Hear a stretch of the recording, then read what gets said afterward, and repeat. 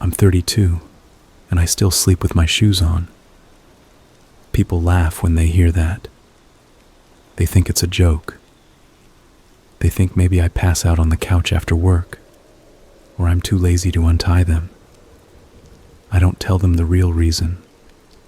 I keep my shoes on because if I need to run, I don't want the laces to slow me down. It's easier to hurry down the basement steps when the soles are thick and the nails in the wood can't find my skin. It's easier to stand in the cold on the back porch when the door locks behind me and the porch light is left off on purpose. The shoes mean I'm ready. Ready for what? I used to ask myself. Ready for an order shouted from another room. Ready for the sound of my father's voice when he's decided I've made him look bad again. Ready for the heavy, flat sound of my mother's hand against the counter, calling. It doesn't matter if I'm asleep. It doesn't matter if I'm in the shower. It doesn't matter if I just got home. It never mattered. They weren't always old. I wasn't always big. When I was small, I learned quickly that there were rules nobody wrote down. Don't ask for seconds. Don't speak if two adults are already speaking. Don't leave crumbs. Don't let the screen door slam. Don't run the water longer than needed. Don't sit on the soft part of the couch. Don't look like you're thinking of something you won't say. Don't forget to say thank you after you're hit. I remember the first time my father used his belt. I couldn't have been more than 6. We had people over, neighbors, I think, because the kitchen smelled like meat and the good plates were out. I was told to say grace. I took too long.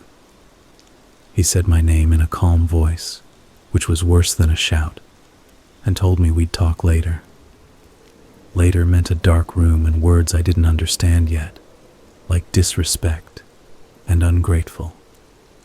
The belt was leather and cracked like an old smile when it bent. He laid it across the bed and told me to pick it up and hand it to him. I tried to pick it up so slowly that time would stop. It didn't. He told me to hold still. I tried to. Your body has its own ideas when it's hit. It jumps. It twists. It tries to grow wings that aren't there. After, he made me put the belt back in the closet in the exact spot. He said it mattered that things go in their right places. There were other things. And there was my mother. If he was the weather, she was the house. She decided what was allowed in the rooms and what wasn't. She decided what words were safe and which ones would explode. She never yelled. She had a soft voice and used it like a wire. She could tie you up with it. She could make you doubt if you had understood what had just happened. She could make you say you were sorry for things you hadn't done. She taught me to remake my memories to fit the shape she wanted. When I was 8, I thought my name was Stop That. When I was 12, I thought my name was Have You Lost Your Mind?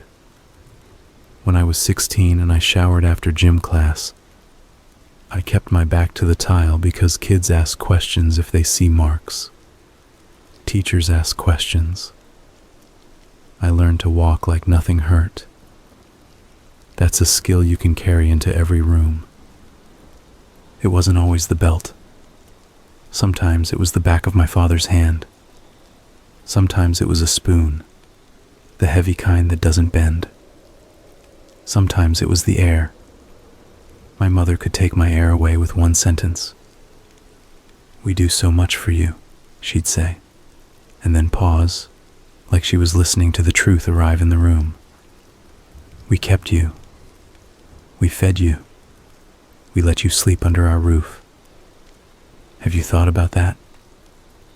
When I was little, I thought all parents said things like that they reminded you your life was a favor they could take back. I thought that was part of what made them parents.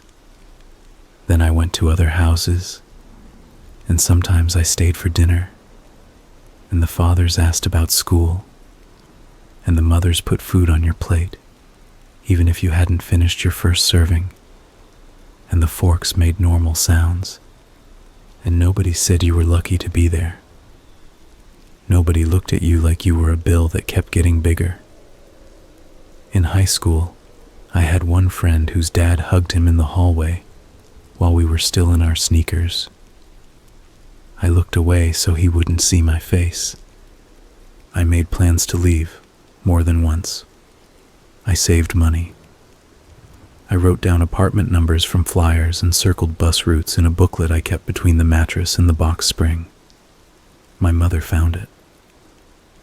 "Planning a vacation?" she asked, smiling. She put the booklet on the table like it was a stolen item. "We're your family," she said, and her voice was soft. "What would you do without us? Who would keep you from walking off a bridge because you don't know what's good for you?" She kept the booklet along with the letters I wrote to myself. I wrote letters like I was someone else who believed in me. "You will get out," I wrote. "You will have a room where no one enters without knocking." She kept those too. She brought them out once when my father was in a mood. She read them out loud like they were a confession, and then they both asked me who I thought I was. The belt came out again. The letters went in the drawer with the restaurant menus and the utility bills. I didn't see them again, but I learned not to write myself any promises I couldn't keep. When I turned 18, people thought I had options. That's the age where strangers assume a person is free. They don't know what promises were made for them by someone else. They don't know what debts were written in the margins of a family of 3. I had a job at a warehouse where the air tasted like dust and rubber. The manager liked me because I arrived early and didn't speak unless he asked a question. I saved money. I told myself I wouldn't hide it in the house this time. I kept it in a checking account with my name on it. My name was on the envelope that arrived in our mailbox, which is how my mother found out. She asked to hold on to my debit card for safekeeping, because what if I lost it? She said she worried about me. She said the world was full of people who would take advantage of a boy like me. She said, "Don't be mad. I'm only your mother." She said, "While you sleep under our roof, you owe us rent." And she told me the amount. It was more than half my pay. It included wear and tear. It included the cost of raising you. My father added rules. He added a curfew. He added chores. When I got home after moving crates all day, I came through the door and found 3 lists on the fridge. "Take pride," my father said. He tapped the lists with a knuckle like they were my birth certificate. He said, "A man's worth is how much he can carry." He never let me forget the weight.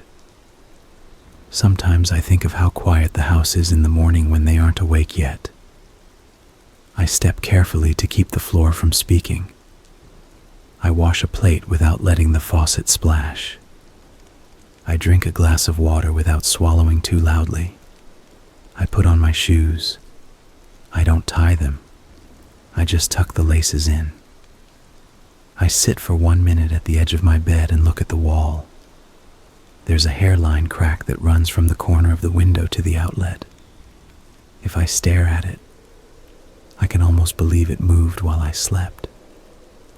Like the house is tired too, and it's letting me know that it's trying. I've never had a girlfriend. I say that to get it out of the way. I once had a woman from work who asked if I wanted to go to a movie. I said yes. I told my parents I'd be home a little later. My father tilted his head and asked who the woman was. My mother smiled and said they were so happy for me. And then she asked a lot of questions that weren't questions. What kind of person is she? What does she want from you? Where is she from? Does her family know about you? I told them it was just a movie. My father said, "Movies are where people make decisions they regret." He said I didn't have money to spend sitting in the dark with strangers. He said if I had that kind of money, I could pay them back for my school shoes from 6th grade, because I scuffed the toes the first week. I said I'd already paid rent. He said I had a smart mouth. I didn't go to the movie. The woman from work didn't ask again. She started parking on the other side of the lot. There's a lot I'm skipping. Not because it doesn't matter, but because it all blends together. It's like a long hallway where every door is the same color. If I stop to look at each one, I'll never get out. There was the time my mother told a doctor I was acting up, so he gave me pills that made my hands shake. There was the time my father dropped my plate in the sink and told me I had wasted good food by chewing too slow. There was the Christmas I bought them a coffee maker with 3 months of saved wages, and they boxed it back up and sold it to a neighbor because I had bought the wrong kind. There was the night I woke up on the floor of the basement and the concrete felt like ice, and I couldn't feel my left ear, and I wondered if it was better if I couldn't. There was the morning I stood at the bus stop in a thin jacket and thought about stepping in front of the bus and couldn't do it because I was afraid someone would have to clean up after me. Sometimes I tried to out-nice them. That's the tactic they liked. If I smiled and said yes quickly, if I brought home extra groceries, if I called my mother from the warehouse on my lunch break to ask how she was doing, I could buy a day without a scene, maybe 2. Then I'd forget myself for 5 minutes and leave a towel on the wrong hook. Or I'd come home with grease on my sleeve and my father would say I didn't respect myself. He'd use that phrase, respect yourself, as if respecting himself meant never bending down to pick up something he dropped. I had a teacher in 9th grade who told me to write down one true thing every day. Not a big truth, she said, just a small one. Write it down, keep it somewhere, and when you're older, you'll have a trail of you. She said that like it was a good thing. I started doing it. I wrote on scraps of paper, on the backs of old envelopes, on the inside covers of cheap notebooks I bought at the dollar store. I hid them in different places. Some I put in the lining of my winter coat. Some I tucked behind the washing machine. One I taped to the back of the water heater. I didn't read them again. I figured a trail is for later. The true things were small, like she said. The neighbor's dog looked at me like it wanted to be my friend. I can lift more than I think I can. White onions make my eyes hurt more than yellow ones. I like the feeling of new socks. The crack in the wall is longer. I've never shown anyone those papers. I think sometimes about how they might get found. Maybe a new owner of the house someday, when I'm old or gone, will tilt the washer and wonder who put that folded square of a person under there. Maybe they'll read one and put it back, the way you touch a stranger's shoulder by accident and say, "Sorry." Maybe they'll sweep the basement and the tape behind the water heater will give way, and the rectangle will float to the ground like a leaf. Maybe no one will read any of them, and that's fine too. The warehouse job turned into something else after a while. A supervisor slot opened. The manager said I was dependable. He said I didn't cause trouble. He said I didn't complain. I took the job. It meant a little more money and a name badge with a different color. It meant I was the one telling other men where to push the pallets. They didn't like that at first. I learned how to say please in a way that sounded like a statement. I learned to stand where the forklift drivers could see me. I learned that the man who talks the least is the one people watch. I wore earplugs to dull the noise. I liked how the world got softer and smaller, and it was just me and the checklist. When the day ended, the badge went in my pocket and I took the slow bus home because the express meant walking an extra 3 blocks. One autumn, a new guy started. He was younger than me, maybe 20. He had a scar on his forearm shaped like a comma. He wore headphones whenever he could. He worked fast. One day he asked if I wanted to split a sandwich at lunch. I said I had brought food, but thank you. He laughed and said, "That looks like food for a rabbit," and held up his sandwich to show me. Meat, cheese, sauce. It was heavy even as a picture. He tore it in half and handed me a piece. "Don't make it weird," he said. I ate it. It tasted like a favor I was allowed to accept. The next day I brought him an apple. He made a joke about becoming a fruit guy. We didn't become friends. Not exactly. But sometimes at the end of a shift he would say, "You got plans?" And I would hear the quiet offer there. I always said I had to get home. One time he said, "Your folks tough?" I said, "They're set in their ways." He nodded like he knew the shape of that sentence. He said, "You should come out with us. We're going to a bar. They won't card you." You look 35, I didn't go. I don't think he believed my reasons, which is fair. I didn't believe them either. I don't know when the idea came to me that a person can be a hallway you walk until there's no more left. I don't know when the idea came that some rooms have no doors. I do know the night I stopped believing there was any version of me that could please them. My mother had a headache, she said. The TV was too loud, she said. I turned it down, and she said I was doing it on purpose.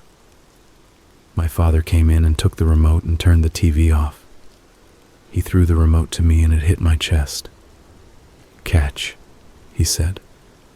He smiled like it was a test he knew I would fail. My mother stood up and put her palm on my face and pushed me toward the hallway and told me to go to my room and think about what I had done. And I said, "What is it?" And she said, "Asking questions you already know the answer to is the worst kind of disrespect." I went to my room. I closed the door. I leaned my head against the cool part of the wall. I listened to my blood. It sounded like a road in winter. I sat down on the edge of the bed and looked at my shoes. They weren't new. The toe rubber was separating from the canvas. I thought, my feet are getting old. When my father drinks, he tells stories about when he was strong. He says you wouldn't believe the weight he used to lift, the miles he ran, the number of men who were afraid to fight him. He talks like his body is a thing the world did to him. He says if he had had a fair shot, he would have been somebody else. He says he could have been a coach, or a cop, or a foreman. He says everyone is ungrateful. He says the problem with people now is they think they're owed. He says words like owed, like they taste good. I have tried to think of them as sick. It helps sometimes. It doesn't change anything, but it gives me a way to keep my mouth shut. If they have an illness, then what's happening to me isn't exactly my fault, but also it's not exactly theirs.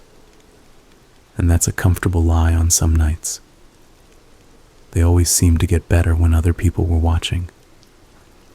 They always knew how to pick the right mask. My mother at church with both hands wrapped around a paper cup of coffee, nodding while someone talked like she was the only person who had ever listened. My father at the hardware store, showing another man where the drill bits were and making a joke about being married too long. People liked them. People smiled when they saw them. People asked how I'd been and they said, "Keeping us busy, and patted my shoulder like I was a dog who had learned to roll over on cue. If you stay long enough in a house like that, you start to think the street is something that happens to other people. The sidewalk is for someone else's shoes. You go out to work and you come home because there is nowhere to go besides work. I was in my 30s when it occurred to me that I had never once seen the sun rise for any reason, except I couldn't sleep. I had never once walked to the end of the street, just to see what the sky looked like over the school parking lot. I had never once locked a door I paid for. I had keys, but none of them were mine. The second half of the story starts to form when the first half wears you down. People think a break is sudden. It isn't. It's a long hill. It's your knees deciding they are done. It's your thumbprint wearing into the soft plastic of a light switch. It's a crack in the wall that moves one grain at a time until it connects two places that were never meant to meet. In the winter, the house makes noises. The radiator ticks. The wind talks at the windows. The basement smells like damp cardboard. My father snores like a saw. My mother coughs in a way that says she is the only person who has ever coughed like that and deserves an audience. I lie on my bed in my shoes and I listen. There's a piece of ductwork above my room that rattles when the heat kicks on. I count the rattles. I tell myself I'm keeping time. I tell myself it's practice. One Saturday, I woke before them and went outside. The air had a bite to it. The grass was stiff. The car out front had a skim of frost on the windshield. I took a credit card from my wallet and scraped a little circle to look through. I don't know why I did that. I don't drive. My father keeps the car keys in his pocket even when he's sleeping.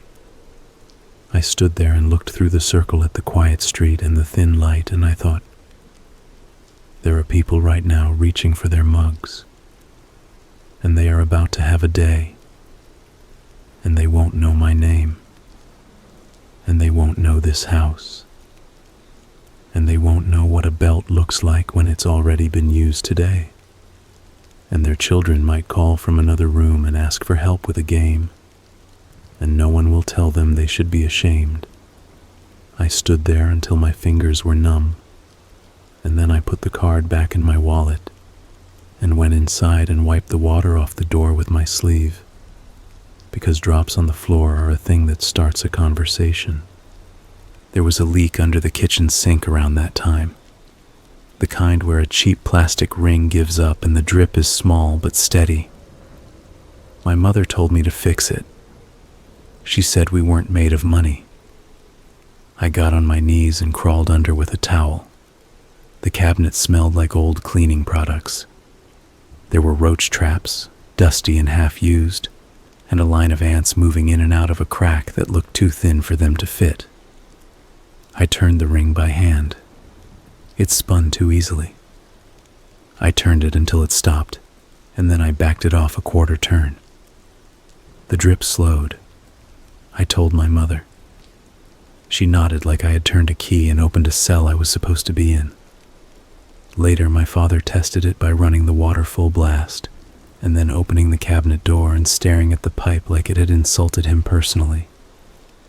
He looked at me and asked why the ring looked worn. I told him it was plastic. He said it looked worn because I had been careless. He said he might have to buy a new part now because I had touched it. He said money didn't grow on trees. He said if I had taken more care as a child, maybe my fingers would be more useful. He said smart things that were stupid. I stood there with my hands by my sides and nodded, because I thought silence was cheaper than an argument. It wasn't. The next small thing, I borrowed a library book. It was about engines. A man at work had recommended it. If you can fix an engine, he said, you can fix a lot else. It sat on my nightstand where it looked wrong.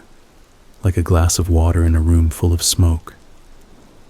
I hid it under my pillow when I left for work. Then I stopped hiding it because the hiding was proof I shouldn't own anything. My mother found it on a day when she was looking for proof of me. She picked it up and turned it over and said, "Where did you get this?" I told her the library. She said, "So now we're thieves." She said that exactly like that, not even really a question. I told her you check books out, and then you bring them back. She said I was being clever. She said, "So you think you're smarter than me?" She set the book down and told me to get the broom and sweep the front step, because leaves had blown in, and people would see. I swept, and I thought about how the leaves would keep coming, and how she would always care about what people would see. And I thought about the book waiting upstairs like a small door hinged on words. When I read, my father knocks on the wall from the other room and asks who I think I'm trying to be. He asks what's wrong with the person I already am.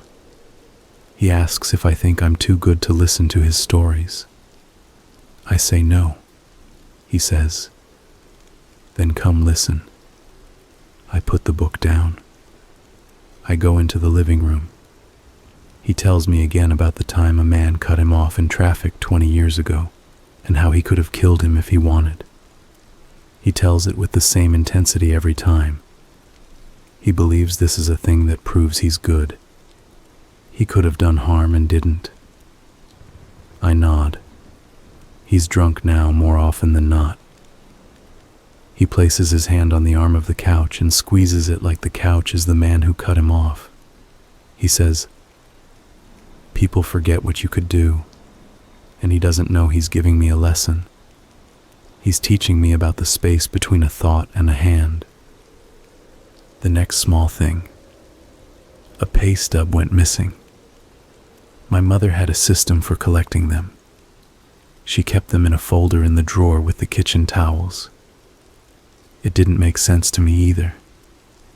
She said she needed to keep track of everything in case anyone ever accused us of not paying our share. I never knew who us was. The stub in question was for a week where I had worked overtime and earned a little more than usual. She asked where it was. I said I had put it where I always put them. She opened the drawer and rifled through and said it wasn't there. She looked at me like I had swallowed it. She said maybe I had a secret. She said maybe I was hiding money to run away. She said if I was going to steal from them, I should have the decency to look her in the eye while I did it. She told my father, and he laughed. And the laugh had the shape of a knife. He said we were going to find the stub, and then he was going to make sure I never forgot where things went again. I started to tell them I didn't have it. Then I opened the drawer again and found it stuck to the underside of the plastic tray that holds the spoons. The corner had caught. I held it up. My mother looked at it like it was a dead mouse. She said I was trying to make her look bad. She said I had done that on purpose. She said she knew what boys like me were capable of. I put the stub in the folder, and then I went downstairs and sat on the bottom step. The wood was rough. It snagged the back of my shirt. I thought about my teacher from 9th grade and the trail. I thought about a word I hadn't written down yet. Enough. The trouble with that word is it can mean opposite things. Enough money, enough air, enough time. And also, I have had enough. The big thing that comes next didn't look big when it arrived. It looked like an old man and a cough. My father went to the walk-in clinic after weeks of making the noise of someone who wanted you to ask him if he was okay. He came back with pills and an instruction to rest and drink water. He didn't like any of that. Rest felt like being told what to do. Water felt like a cheap replacement for beer. He sat in his chair and complained more. He fell asleep in the middle of the day and woke up angry because the sun had moved without his permission. He swung his legs off the recliner and barked my name because the TV remote was on the other side of the coffee table. I brought it to him and he said, "Don't act like a hero." And I said I wasn't. And he said, "Then don't act like a martyr either." And I said nothing because there aren't enough words in the world to answer that kind of thinking. He got better enough to go back to being worse. The pills ran out. He declared himself cured. He opened a beer in the kitchen at noon on a Thursday because he said he deserved it for surviving. My mother turned the label around so it would face the wall, because she said if the mailman looked in through the screen door, he might judge us. She worries a lot about the mailman. I have never seen him look up from his steps. I talk to myself more, not out loud, in the short sentences that live in the back of your head. Carry the bags. Keep your eyes quiet. Don't explain. Put the cap back on the milk. Count to 8. The sentences helped. They were like a handrail on solid stairs. They were part of the first half of the story, the long hill where you learn to be smaller than your bones. There was a night when my father blocked the doorway with his body and asked me who I thought I was walking past him without saying goodnight. He did that some nights. He wanted a ritual he could control. I had thought he was half asleep. I stopped. I said goodnight. He said I didn't mean it. He asked me to say it again. I did. He said, "Like you mean it." I did. He said, "Again."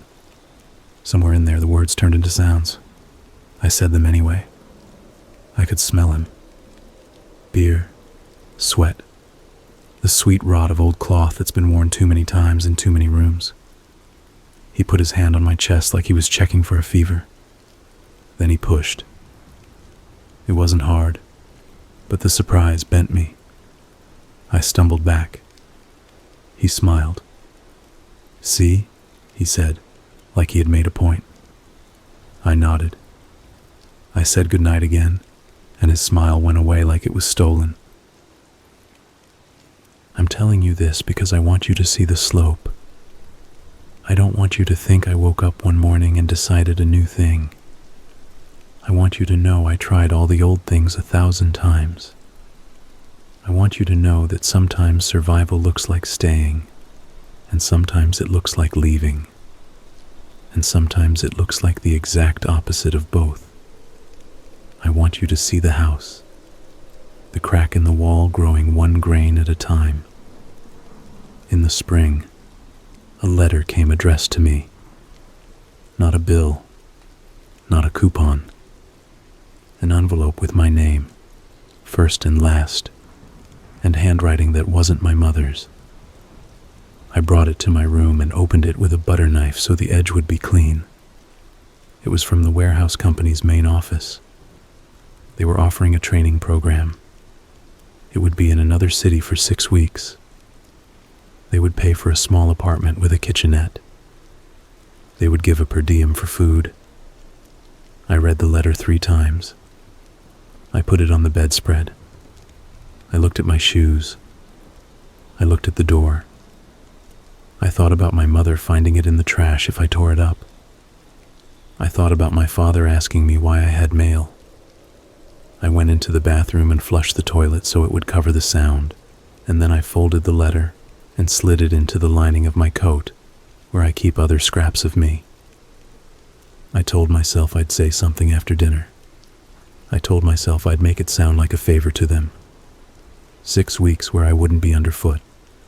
6 weeks where I would come back improved, trained, more useful.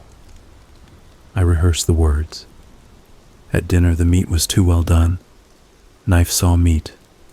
My father had cooked. He called it done right. My mother said we were lucky to have someone who knew his way around a grill. It had rained all day. The house smelled like damp laundry. The TV was on low and someone was crying on a game show.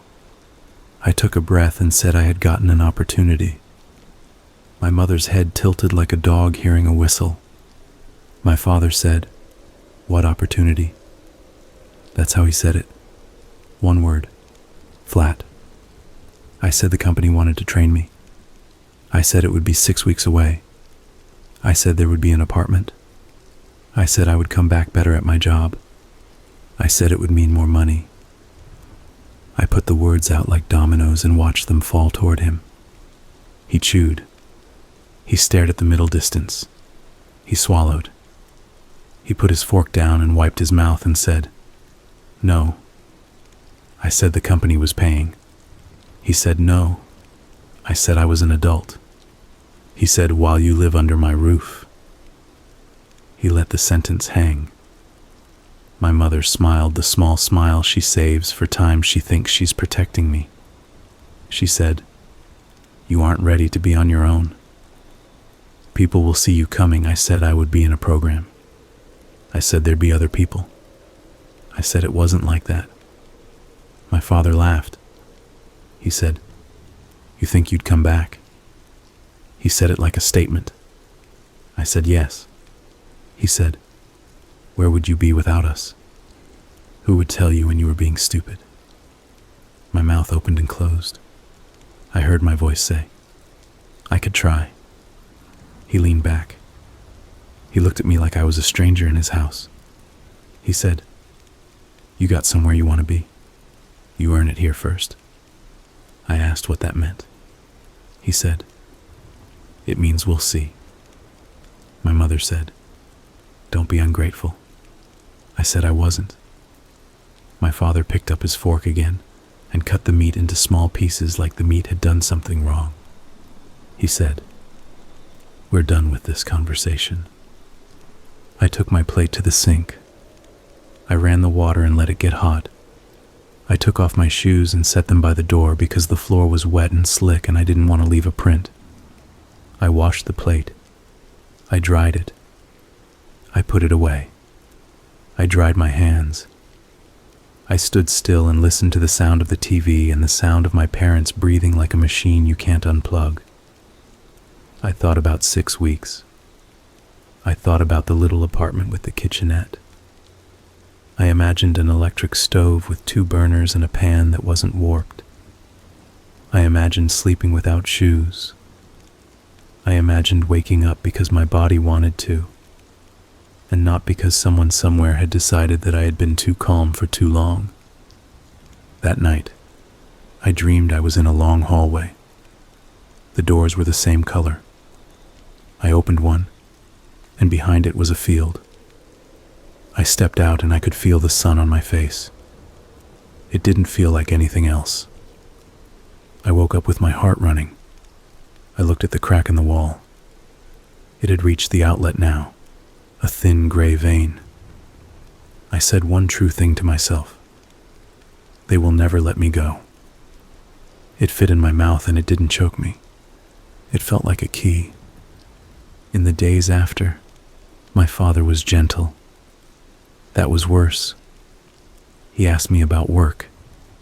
He told me he'd been thinking about getting me a new jacket because the cuffs on mine were frayed. He told me he was proud of me in a voice that sounded like someone else's voice. He asked if I wanted to watch a movie with him on Saturday. He said we used to do that when I was a kid. We never did. He was rewriting us. He was laying down a new track over the old song. My mother made my favorite soup. She touched my arm when she handed me the bowl.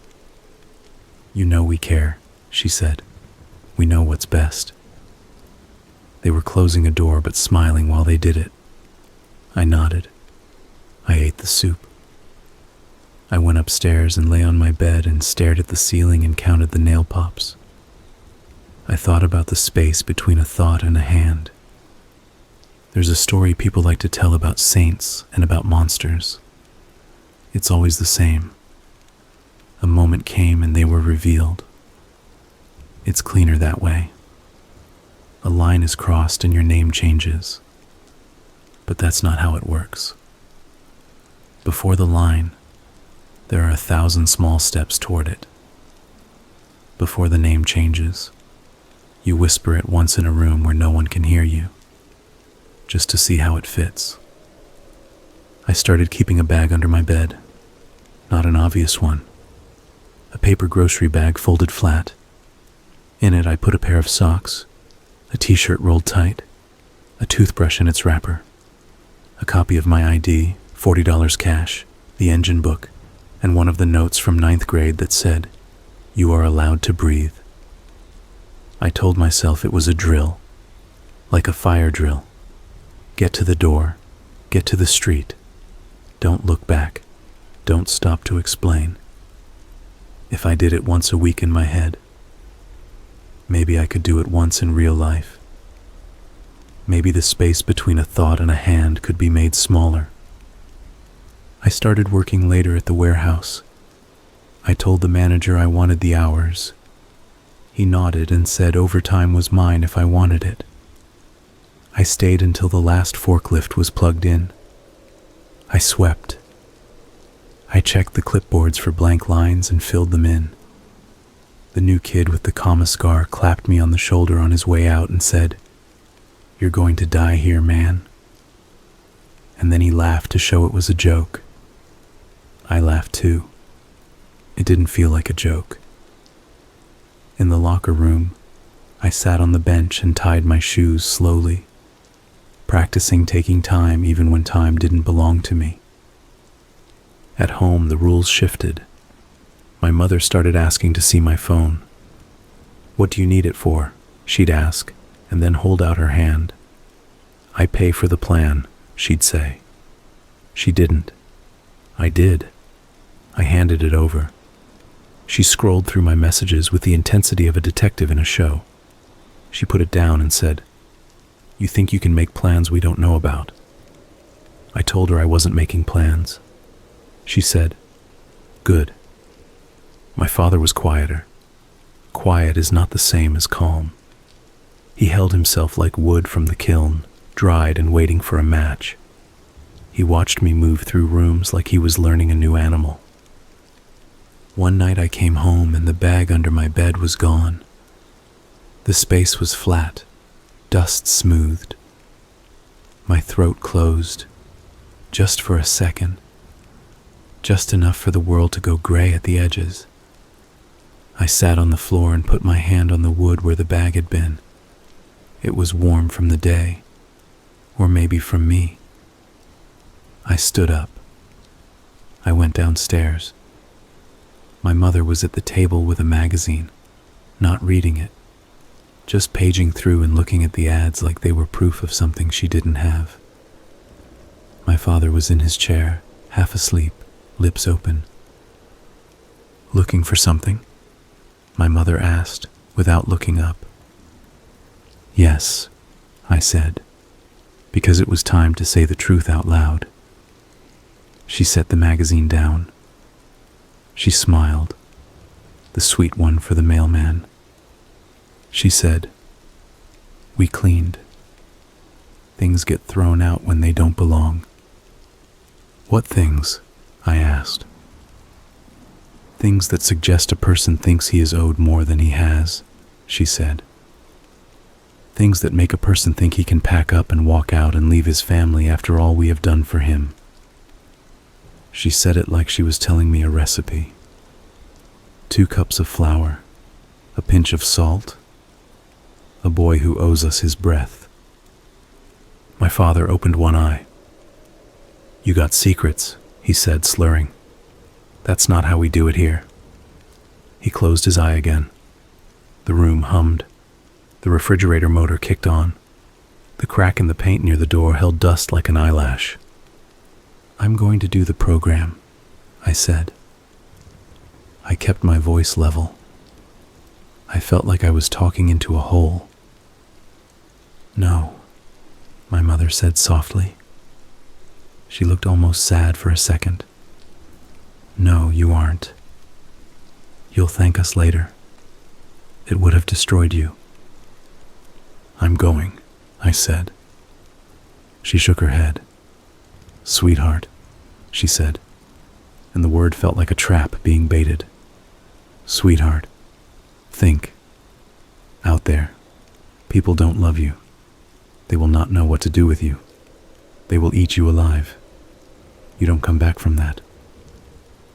"I'll take my chances," I said. "We won't let you," she said. And then there it was, the sentence that made everything simple. She meant it. It wasn't a threat. It was a description. The door to the house wasn't a door. The world outside wasn't a place I could be without their permission. I could wear shoes to bed for 100 years, and the laces would never be tied tight enough to make a difference. I went back upstairs and sat on the floor again. I looked at the empty space under the bed. I looked at my hands. I thought about the long hill. I thought about the belt and the spoon and the soft voice and the wire. I thought about the program letter in my jacket lining and how paper can make a person brave for 1 minute and then turn into nothing when a hand closes around your wrist. I thought about the space between a thought and a hand. I didn't sleep. The house slept around me. The radiator ticked. The duct rattled. The wind talked at the window. I got up and walked softly to the kitchen. I turned on the sink and let the water run just enough to keep the sound honest. I opened the drawer with the towels and the pay stubs. I pulled out the folder. I flipped through. I wasn't looking for anything in particular. I was looking for my life. It wasn't in there. I closed the drawer. I opened the next drawer. I opened the cabinet under the sink. I looked at the trash can. It was empty. My mother had taken the trash out before bed. I put the lid back on. I stood in the middle of the room and stared at the refrigerator magnet with the pizza place number on it. The numbers blurred and came back. The motor hummed. The kitchen was the same as it had always been, as if the room didn't know me. In the morning, my father woke early and made noise on purpose. He banged a pan. He opened and closed the pantry. He whistled off key. My mother put plates on the table like we were in a diner. "Big day," my father said. He didn't say for who. He didn't need to. I sat down. I picked up my fork. I put it down. My mother poured coffee into a cup that said, "World's Best." It didn't say at what. I said I would be late for work because I wasn't coming straight home. I said I had to stop by the bank. I said it like you say a thing in a dream, knowing the sound won't change anything. My mother said, "No, you won't." She said it in the soft voice like a wire. My father smiled without his eyes. He said, "We'll see. What comes next belongs to the second half. But here, at the line between halves, I will tell you the last true thing from before the door opened. It was small. It was the shape of my hand around a mug and how steady it had become without me noticing. It was the way a belt looks when you've seen it too many times, and it stops being a belt and becomes a choice someone makes, again and again. And you learn that choices can be returned. I picked up my shoes from beside the door. I tied the laces. Not tucked. Tied. I stood. I didn't ask permission. My mother's mouth opened. My father's smile changed shape. A sound came out of someone's throat. I took one step, and then another. And the hallway was there like it always had been. And the crack in the wall had reached the outlet. And the world was on the other side of a door that had always been closed until a hand decided it wasn't. I didn't go to the bank. I walked to the bus stop and stood there with my tied laces and my breath making small clouds. I watched 2 buses go by. I didn't get on. I wasn't running. I was counting. I was seeing if I could stand up in my own body. I went to work. I stacked pallets. I signed a form. I laughed at something I didn't hear. I kept seeing the empty space under my bed. It felt like a new bruise you can't stop checking with your mind. At lunch, I ate fast, and then I walked to the fence at the far end of the lot and looked through to the street. There was nothing special on the other side. A strip of grass, a ditch, the rear wall of a used furniture store. For a second, my hands grabbed the fence like they wanted to climb. I told them no, not yet. The Scar Kid asked if I was good. I said yes. He said I looked like I hadn't slept. I said that was true. He said, "You want to come out tonight?" I said no. Then I said, "Thanks for asking." He shrugged. "You're all right," he said. It put air back in me for an hour. The letter was still in my jacket. I checked 3 times when no one was watching. The thought of it being found now made my throat feel small. I kept my jacket on a hook near the bathroom at the warehouse. Nobody touches another man's jacket in there. It's one of the few laws that mean something. When the shift ended, I put the jacket on and pressed my hand to the lining. I felt the paper and my heart beat at the same time. I didn't have a plan after that. I got on the bus.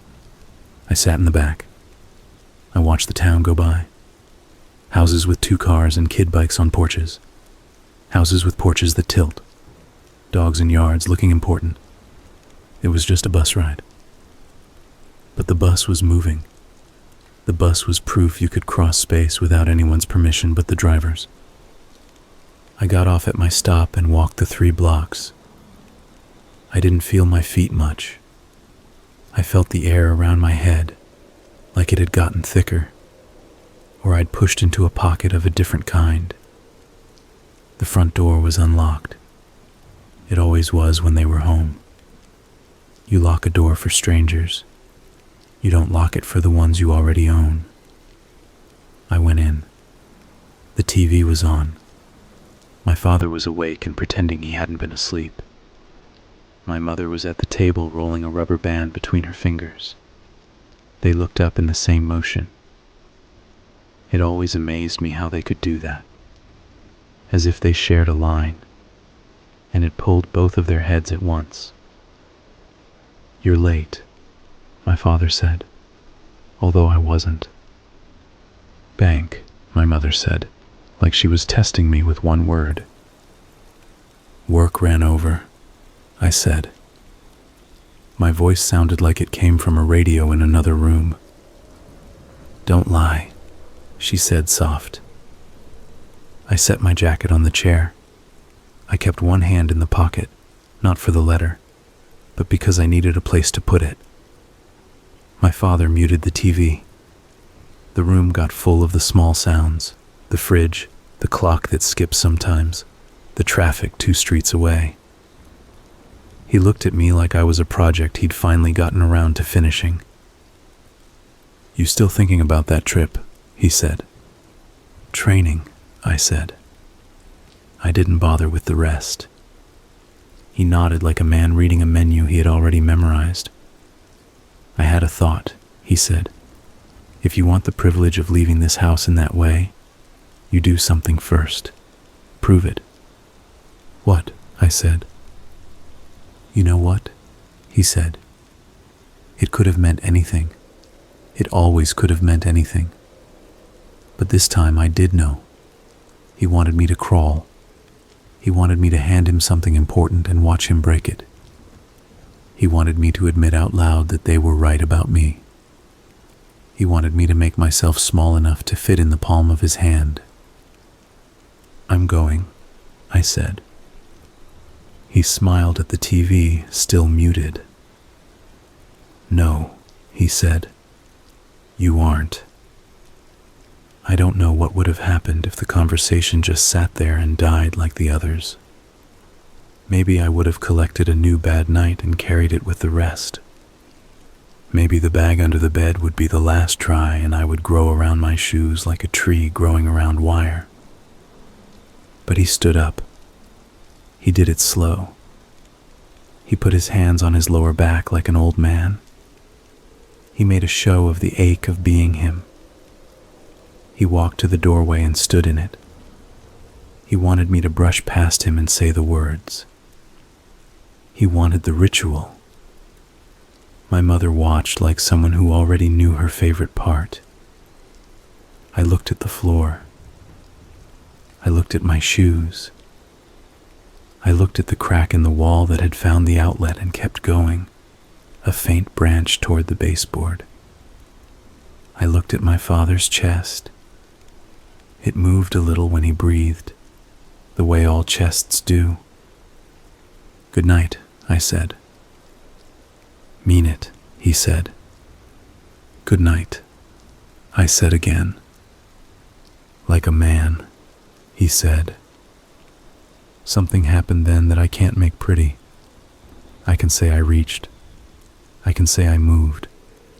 I can say I didn't plan it. I can say a dozen true things, and none of them will put a fence around it. I reached to put my hand on his shoulder to move him aside. I thought it would be enough. It had been enough sometimes with men at work when the aisle was tight and someone's cart was in the way. You touch and move and say, "Coming through," and no one gets hurt and no one has to show their teeth. His hand came up quick. He slapped my hand away. He grabbed my wrist and squeezed. It's a small thing, a wrist, and the bones are close to the skin. He squeezed like he was trying to crack an egg in one hand. Pain ran up my arm and set fire to the place behind my elbow. I made a sound. Not a word. An animal sound I didn't know I could make. He laughed. My mother smiled. That was the shape of it. That was the last thing. You'd think I remember every second after. I don't. People talk like time slows, and you see the dust in the air and the light on the knife. That isn't how it was. Things got plain. I didn't see dust. I didn't see light. I saw his wrist. I saw the doorway. I saw the path of my body and I took it. I pushed. Not hard. Enough.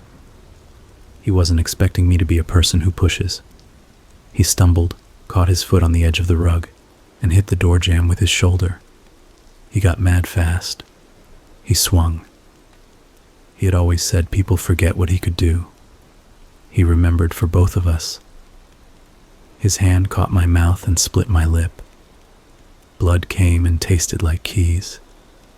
He swung again, and this time I caught his arm with both hands, and the two of us knocked into the table, and my mother said my name like a warning siren that leaves no place to hide. I didn't pick up anything. I didn't use anything. There was enough of us already in the room. He came at me and I went low, the way I'd done moving boxes when a load shifted on the pallet, and you had to catch it with your hips and not your back. He went over me and hit the floor with the sound a heavy thing makes. He cursed. He tried to get his knee under him. I pushed his shoulder down, and he rolled, and I ended up on top without meaning to. His breath smelled like old beer and heat. His eyes were wet and mean. He reached at my face and I caught his hand and bent it back. A population. A shout. Next to us, the chair went over and the table slid, and the rubber band my mother had been rolling hit the floor and lay there. One circle inside another, inside another. She was saying words. I didn't hear them. Do you know how long it takes to learn what it feels like to use your weight for you and not against you? Longer than it should. But when you learn it, you don't forget. My hands found the part of him that had always been the loudest. My hands told the loud part no. A long time later, there was quiet, like when a fridge shuts off. My hands were still holding. I told them to stop.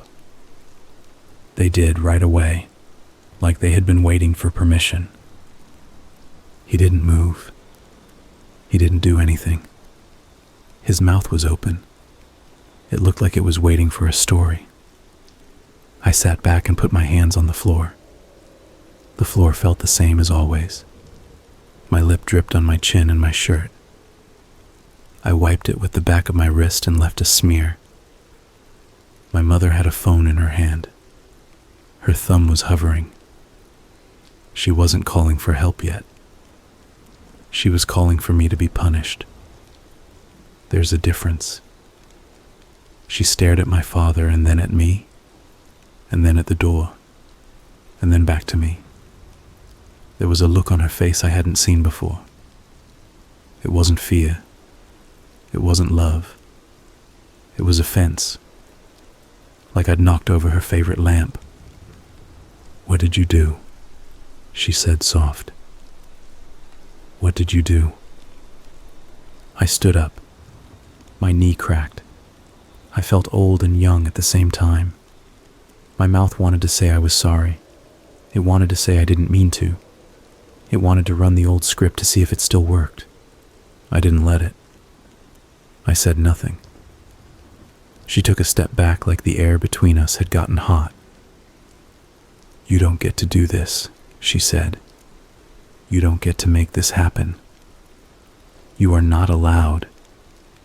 She was shaking her head, and the phone was still in her hand, and the way she held it made me angry in a stupid, specific way. She held it like I held things for her to throw away. I didn't go to her. I didn't do anything heroic or terrible.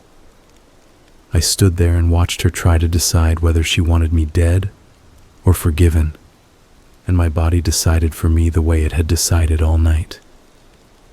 I moved. I took the phone out of her hand. She didn't fight me for it. She was too sure I wouldn't. She reached for my face like she was going to remind me of my real name. I pushed her hand away. It was the same push I'd tried in the doorway, a human touch that says move. She didn't. She slapped me. It was clean and quick, a practice thing. It turned my head and filled my eyes with water. When I looked back, she was reaching for me again, not to hit, but to hold. No. That's the lie I would have told myself before. She was reaching to reset me. To turn the switch back to boy, I stepped into her reach and kept going. I don't need to tell you the shape of what happened next. You can make the outline yourself.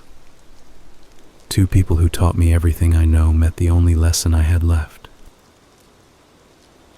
I don't know how long I stood in the kitchen after. Long enough for the clock to click wrong once. Long enough for my hands to stop shaking.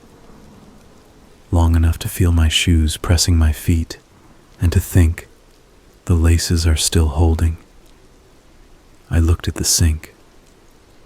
I thought about washing my face in my house for the first time. I didn't. I wiped my lip with a towel and left the towel on the counter. I picked up the phone. I didn't run. I didn't make up a story. I didn't say intruder. I didn't say accident. I said my name and the street and the truth. The operator asked me questions in a calm voice like a chalkboard. I answered them. I put the phone down and sat in the chair that hadn't fallen. I looked at their faces. They didn't look like my parents. They looked like people who had lived a long time in one story. The sirens came like a parade I hadn't asked for. The lights put color on the walls that the walls didn't understand. A man in a uniform stood in the doorway I had tried to pass through and asked if I was armed. I said no. He asked if anyone else was in the house. I said no. He asked me to stand up and turn around. I did. The cuffs pinched and then settled, the way a belt does when you pick the right hole. He walked me outside. People watched. Of course they did. The mailman stood down the block with the bundle in his hands. He finally looked up. I rode in the back of a car. The plastic seat was cold through my pants. My mouth tasted like I'd bitten a coin. Outside the window, the houses did not stand and clap. They were just houses. At the station, a woman took my fingerprints and was gentle with the hand that had gone dumb. She asked if I wanted water. I said yes. She gave me a paper cup like the ones from church, thin and ready to fail. I drank. It was the best water I've ever had. I told the story. I told it again. I told it slower. I told it without all the years, because you can't carry that much into a small room and expect people to follow. There were parts I didn't tell because there was no point. They took my clothes and gave me other clothes. They put me in a cell with a bench and a toilet and a window that didn't open. I lay down in my shoes. I didn't sleep. A lawyer came. He asked me to call him by his first name. He said a lot of things about outcomes and words and what juries do. He asked me about my parents. He asked if there was proof. He asked if I had told anyone. I said no. He nodded in a way that said he was sorry, and also that he wasn't surprised. He told me this would be long. He told me to be patient. He left, and I was alone again with the sound of the air through a vent that didn't rattle. Time gets weird after that. There were hearings. There were faces. There was a man with hair like plastic who read a list like he was calling roll in a class where the lesson never changes. There were photos I didn't look at. There was a woman who knew my mother from church, who cried on the stand and said she had been kind. I didn't argue with her. Some days my chest hurt like I'd run. Some days I wanted to apologize to nobody. Some nights I dreamed that the crack in the wall in the old house had reached the foundation and gone out into the yard and into the street and across the town, and the whole place had split and everything had fallen quietly into the new gap, and there was just sky. A psychiatrist talked to me for an hour. She had kind eyes that didn't change when I said hard things. She asked if I had ever wanted to hurt myself. I said I had thought about disappearing. She asked when.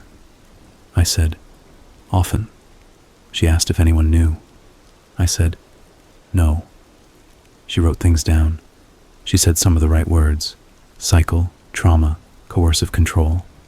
They were accurate and not useful. The right words are weightless in a room with a lock. There was no magic in court. A man stood and said the names and read the verdict, and the air moved over my skin like it does before a storm. I waited to see if I'd fall over. I didn't. Life. The word landed like a piece of furniture finally put down in the spot it belonged. I nodded. The lawyer touched my shoulder once, and then his hand went away, like we were men on a bus, and his stop had come up. They took me to the place where I live now.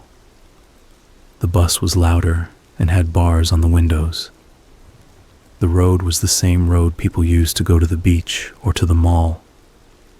We took the same exits.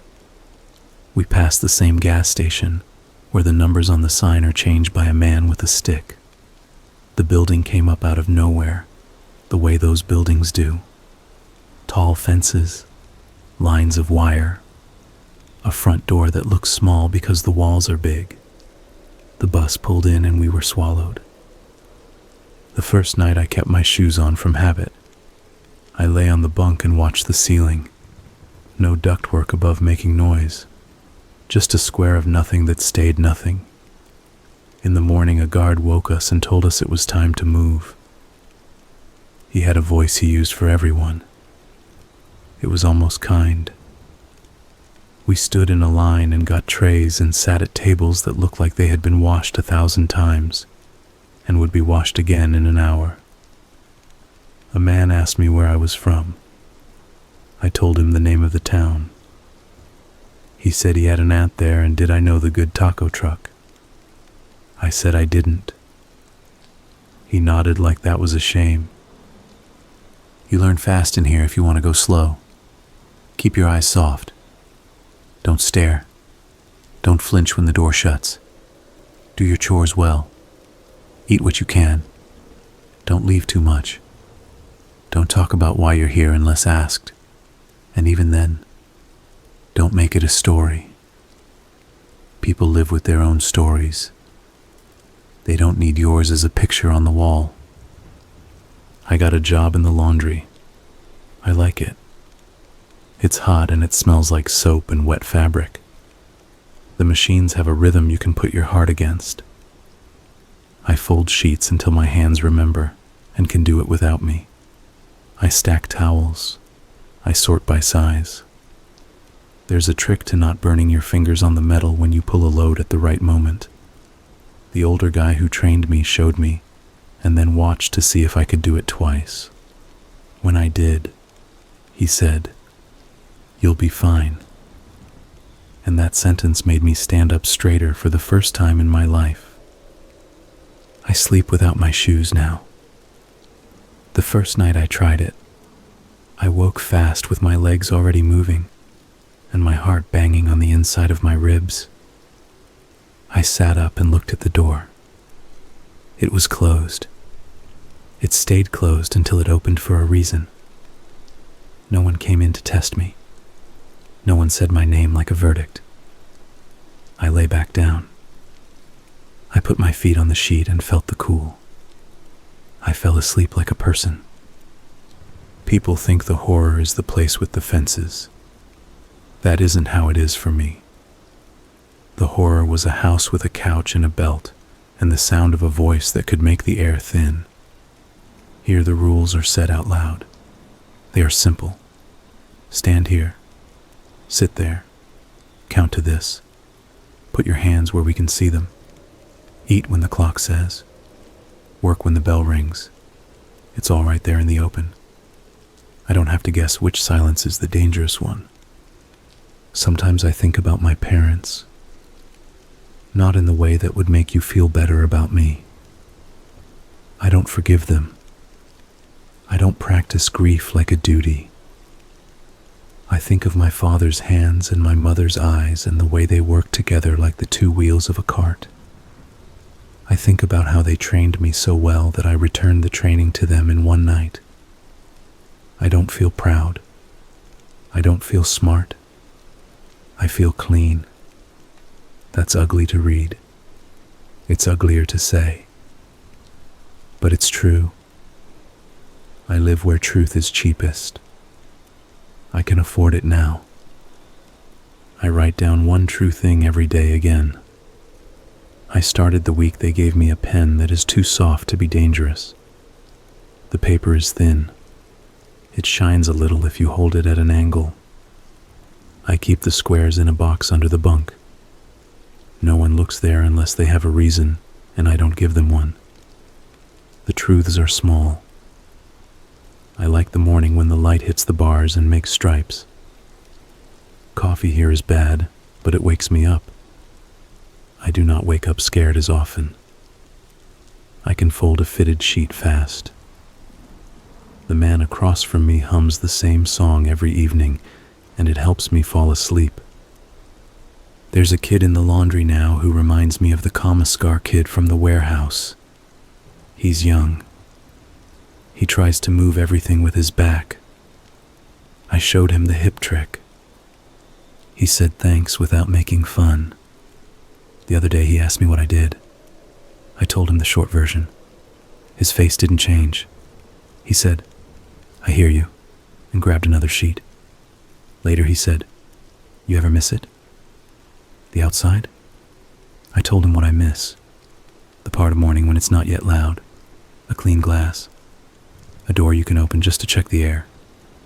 He nodded. "I miss dogs," he said. "I had a dog once." I said, "What kind?" He said, "Brown."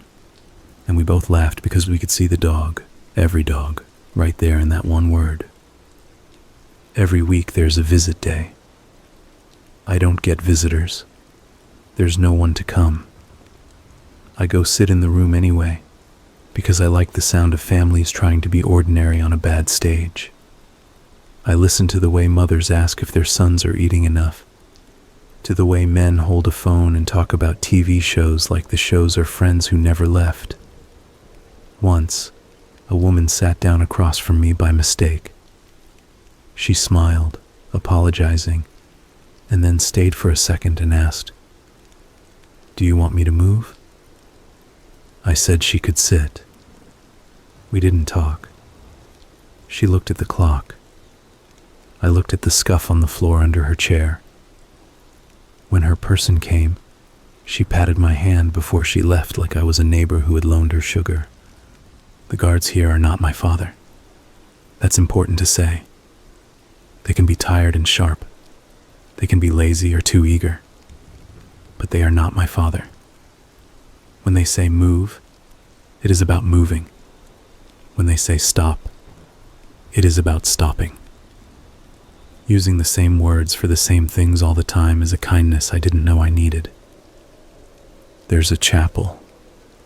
I sit in the back sometimes and don't ask for anything. The man who talks up front says his piece and then sings, and his voice is ordinary, and ordinary is the best kind when someone is telling you about hope. A few rows in front of me, there's a man with a tattoo of a bird on his neck. He cries quietly every time the song happens. He wipes his face with the heel of his hand like he's mad at tears for being wet. The first time I saw him do it, I had to look away because my throat did the same thing it used to do when my father stood in a doorway and I had to decide if I was going through. I wrote to the company one day. I didn't expect an answer. I wrote that I got their letter. I wrote that I didn't make it to the program. I wrote that the letter helped me anyway because it showed me a door. I thanked them. A month later, a woman from HR wrote back. She said she was sorry to hear where I was. She said the program had a new name now. She said she hoped I was learning something worth learning. I folded the letter and put it in the box with the truths. News comes in here like weather. I don't chase it. Sometimes a headline finds me on a TV mounted too high to see the captions. Sometimes a guard says a player got traded. Once I heard a radio in the laundry talking about a man who hurt his parents, and I felt my face try to become the floor. The older guy turned the radio off and said, almost gentle, "Music's better for folding." He put on a station that plays old songs where people say the same things over and over, but they mean them. But I think about the old house less. When I do think about it, I see the crack on the wall. I see how it made its way across, slow and certain, until it reached what it wanted. People think breaking happens with noise. Sometimes it happens like a plant root, quiet and everywhere at once.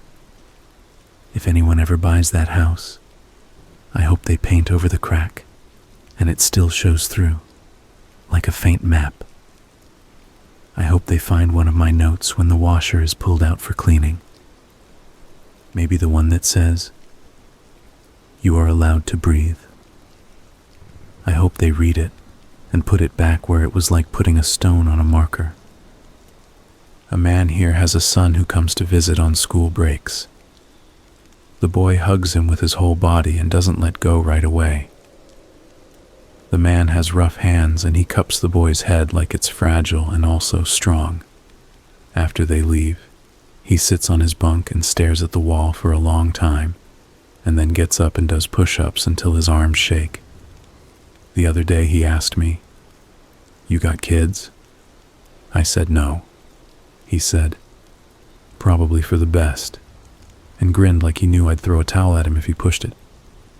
Later he said, "You seem okay here," like it was a puzzle he couldn't stop turning in his hands. I said, "I am." He said, "That's messed up." I said, "I know." He laughed, but it didn't have a knife in it. If I make this sound easy, it isn't. There are fights. There are days you can't keep anything down and no one takes you to a quiet place to ask why. There are nights when the noise collects and won't sit still. There are men who look for reasons and will use you to practice. There are reminders that your life is smaller now and will always be. But small is not always bad. Small can be honest. A bunk that is mine. A cup that is mine until the end of the meal.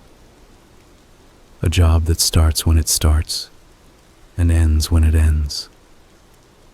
A door that opens in the morning because it's morning, and not because someone decided I should be punished for existing. Do I wish something else had happened? I don't practice that wish. People think that makes me a monster. Maybe it does. But wishing feels like borrowing shoes that don't fit. I can walk in these ones. That's what I care about. I can wake up and put my bare feet on the floor and not count anything. I can brush my teeth and not wait for a voice to tell me I did it wrong. I can stand in the yard on the days we get the yard and look at a square of sky and not be told it's too much. Sometimes at night I time my breaths to the man humming across the way. In, out. I say one small true thing in my head with each breath. I am here. The door is shut. No one is coming. I can sleep. I sleep. I dream of nothing, which is better than anything I know. I think the horror part of my story is over, if you're looking at it from outside. The blood is old. The trial is done. The ending is dull to anyone who needs surprises. A man did a thing, and now he will live in a place with locks until he dies. There's no twist. But inside, in here, the end is the twist. The place with locks gave me a room that doesn't move under me. It gave me mornings that are the same and so, for the first time, belong to me. It gave me the only kind of quiet I can trust. I keep my shoes under the bunk, on their sides, laces loose, tongues out. They look like two animals sleeping. I put them on when the bell says to. I take them off when I'm done. Some nights I set them side by side like they're listening to each other. I think about the boy I was and the man I am, and I don't talk to either of them, because I don't have to anymore. A counselor asked me once if I had goals. I said, to keep my head. She wrote something down and said, anything else? I said, to fold the sheets better than yesterday. She smiled like I'd told a joke. I hadn't. Later she said, you seem happy. I said, I am. She said, like a test. Even here? I said, especially here. She stopped smiling.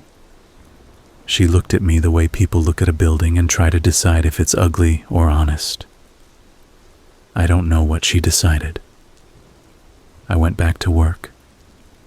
Once in a while, a guard asks me to help a new intake who's shaking. They bring him to laundry and tell him he'll feel better doing something with his hands. It's true. I show him how to stack, how to keep the piles straight, how not to burn his fingers. I show him where the water fountain is that doesn't taste like metal. I tell him the small rules. I don't tell him my story. I don't tell him any story. I tell him how to fold and where to stand when the cart comes through so it doesn't catch his ankle. If he asks me how long I'm in for, I tell him the truth. He makes a face like he smelled something wrong. He asks me if I'm scared. I tell him no. He asks me if I'm sad. I tell him sometimes. He asks me why I'm not crying. I tell him I cried for years when nothing was happening. Now things happen when they say they will. He doesn't get it yet. That's fine. He will. There's a tree visible from the yard, outside the fence. It isn't part of us, but it stands where we can see it. It's not big or special. It loses its leaves and grows them back. In the windy season, it leans like it's listening to the building. Men point to it with their chins the way men do when they can't use their hands and say things like, "Look, it's turning," or "It's holding up," or "It's shedding," like they're talking about themselves. I watch it too. On the first day, I saw tiny leaves again. It felt like someone had put a warm towel on the back of my neck. I heard once that sometimes when a person is drowning and gets pulled out, they get angry at the person who pulled them.